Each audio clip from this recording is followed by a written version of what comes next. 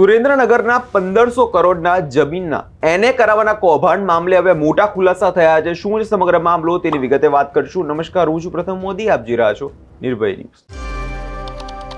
સુરેન્દ્રનગર જિલ્લાના પૂર્વ કલેક્ટર રાજેન્દ્ર કુમાર પટેલ પર ઈડી દ્વારા મની લોન્ડરિંગ અને ભ્રષ્ટાચારના આરોપમાં તપાસનો ધમધમાટ હવે તેજ થયો છે।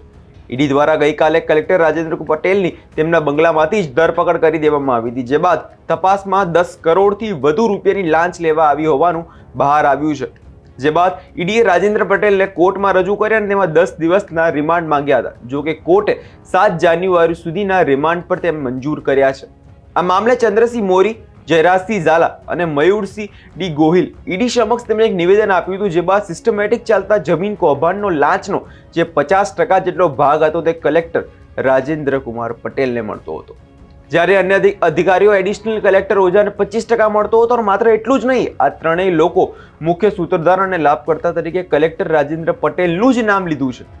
ઈડીની પ્રાથમિક તપાસમાં કેટલીક ચોંકાવનારી બાબતો સામે આવી છે, જે મુજબ 23 ડિસેમ્બરના રોજ સુરેન્દ્રનગરના નાયબ મામલતદાર ચંદ્રસિંહ મોરી છે તેમના ઘરે સર્ચ ઓપરેશન કરવામાં આવ્યું હતું। તેમના બેડમાંથી 67.50 લાખ જેટલી રોકડ મળી હતી। આ તપાસ દરમિયાન ચંદ્રસિંહે કહ્યું હતું કે લાંચમાંથી 50% જેટલો ભાગ તો કલેક્ટરને જ મળતો હતો અને 10% તે પોતે રાખતા હતા, અને બાકીની અન્ય રકમો અધિકારીઓ જેમ કે રેસિડેન્ટ એડિશનલ કલેક્ટર આર.કે. ઓઝાને 25% મળતા હતા। મામલતદાર મયુર દવેને 10% અને ક્લાર્ક મયુરસિંહ ડી ગોહિલ હતા તેમને 5% મળતા હતા।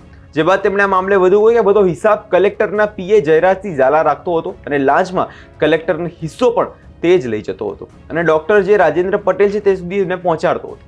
આ બાદ જ્યારે પીએ પાસે પણ પૂછવામાં આવ્યું ત્યારે પીએ પણ આ જ વસ્તુ કબૂલી કે લાંચનો 50% ભાગ કલેક્ટરને જ મળતો હતો। રાજેન્દ્ર કુમાર પટેલને 50% ભાગ સ્વીકારતા હતા। આ ઉપરાંત તેમણે પણ સ્વીકાર્યું કે આ હિસાબની જે શીટ હતી તે જિલ્લા કલેક્ટર સાથે તે શેર કરતા હતા। લાંચની રકમ મેજિસ્ટ્રેટલ બ્રાન્ચ અને જિલ્લા કલેક્ટરના જીઓલોજીકલ ડિપાર્ટમેન્ટથી સ્વીકારવામાં પણ આવતી હતી। 23 ડિસેમ્બરે ઈડીએ કરેલા સર્ચમાં જે મોગદાટ મોબાઈલો હતા તે ફોન્સ મળ્યા હતા, જો કે આ મોબાઈલો ક્યાંથી આવ્યા એનો કોઈ પણ હજી જવાબ આપી શક્યા નથી।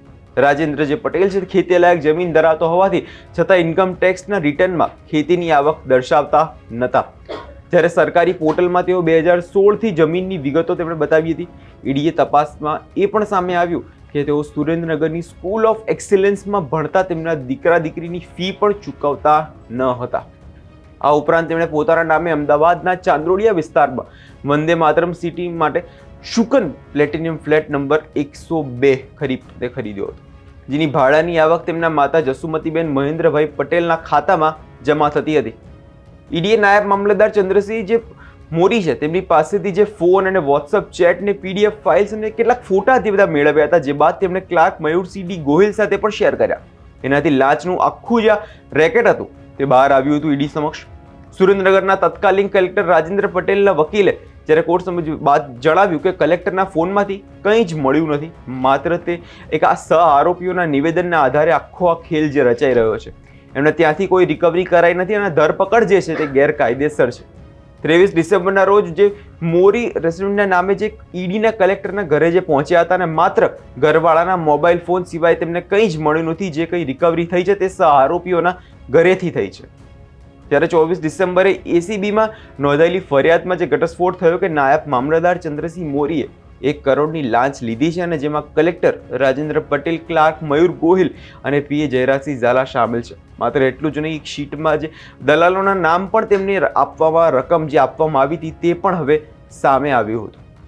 હવે આ વિષયને લઈને તમારો શું અભિપ્રાય છે અને તે કમેન્ટ કરી જરૂર જણાવજો અને અમારી ચેનલ નિર્ભય ન્યૂઝને લાઇક, શેર અને સબસ્ક્રાઇબ કરવાનું ભૂલશો નહીં।